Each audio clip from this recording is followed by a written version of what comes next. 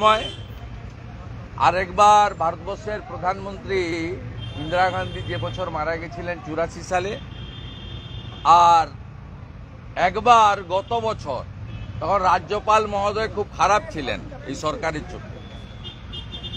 যাই হোক, এরা বুঝেছে যে সংবিধানটা সবচেয়ে উপরে বাবা সাহেব আম্বেদকরের, তার নিচে সবাই।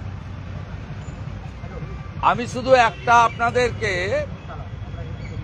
সূত্র বলে দিয়েই, আমাদের এমএলএদের মিটিং আছে, বিজেপি লেজিসলেচারদের, আমাদের কি ভূমিকা হবে আলোচনা করব আমরা। রাজ্যপাল মহোদয়কে রাজ্য মন্ত্রিসভা যে বক্তব্য পাঠিয়েছিলেন রাজভবনে, তাতে কেন্দ্রীয় সরকার বিরোধী এবং রাজনৈতিক অনেক বক্তব্য ছিল।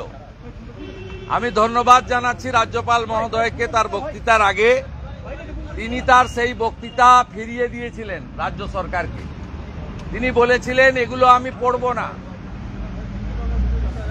খেলায় না পড়লে বিড়াল গাছে ওঠে না।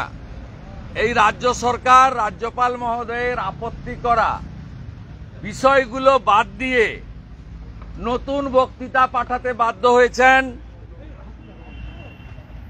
যেখানে কেন্দ্রীয় সরকারের বিরুদ্ধে বলা লাইনগুলো রাজ্যপাল মহোদয়ের কড়া অবস্থানের জন্য এই সরকার বাধ্য হয়েছে বাতিল করতে, পরিবর্তন করতে। আমি এটা আপনাদের বলে দুটোর সময় বাকিটা শোনার জন্য আপনাদের বলছি। সাথে সাথে আমি একটু আগে গভর্নর সাহেবকে চিঠি দিয়েছি এবং আমার এক্স হ্যান্ডেলেও দিয়েছি, দেখবেন যে সংবিধানের বাইরে দুজন এমএলএকে শপথ করিয়েছেন অধ্যক্ষ মহোদয় ডেপুটি স্পিকারকে দিয়ে।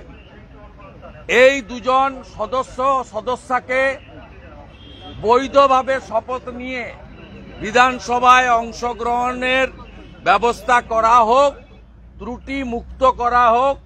তাদের শপথ নিয়ে আমার কোনো আপত্তি নেই, তারা নির্বাচিত প্রতিনিধি। কিন্তু সংবিধান সবার উপরে যেভাবে রাজ্যপাল মহোদয়ের নির্দেশ অগ্রাহ্য করে সংবিধান ভায়োলেশন হয়েছে, আমি সংবিধানের ক্লজ তুলে ধরে মহামান্য রাজ্যপাল মহোদয়কে কমপ্লেন পাঠিয়েছি আর যদি ত্রুটি রেখে অ্যালাউ করেন, তার কনসিকুয়েন্স মাননীয় অধ্যক্ষ বিমান বন্দ্যোপাধ্যায়কে ভুগতে হবে। আমি এগুলো বলবো। देखिए, भाषण देने का जो हमारी कन्वेंशन था, ये लोग तोड़ा था। इस साल ये हमारी कन्वेंशन को एक्सेप्ट करते हुए, अपनी गलती सुधारते हुए, वो लोग गवर्नर साहब को बुलाया है 2 बजे स्पीच देने के लिए।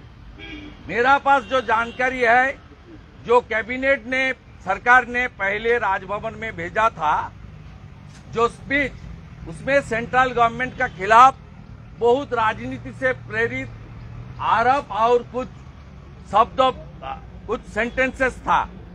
ऑनरेबल गवर्नर ने स्ट्रांग ऑब्जेक्शन किया। उसका बाद ये लोग मजबूरी में वो सब सेंट्रल गवर्नमेंट का खिलाफ जो राजनीति से प्रेरित अपशब्द था, वो सबको हटाना पड़ा।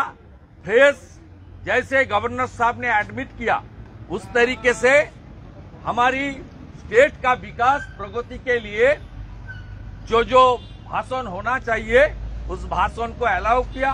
वो भाषण ये सरकार स्वीकार करने के लिए ये सरकार माने एग्री कर गया। ये बहुत अच्छा शुरुआत है। ये मेरा जानकारी था, मैं बता दिया। और यहाँ 2 बाई इलेक्शन में जीते हुए एमएलए का जिस तरीके से कॉन्स्टिट्यूशन को वायलेशन करते हुए वोट टेकिंग किया गया है, उसको सुधारने के लिए मैं गवर्नर साहब को लिखा हूँ, 11 बजे खत भेजा हूँ। अभी एक हैंडल में सोशल मीडिया में पोस्ट किया है।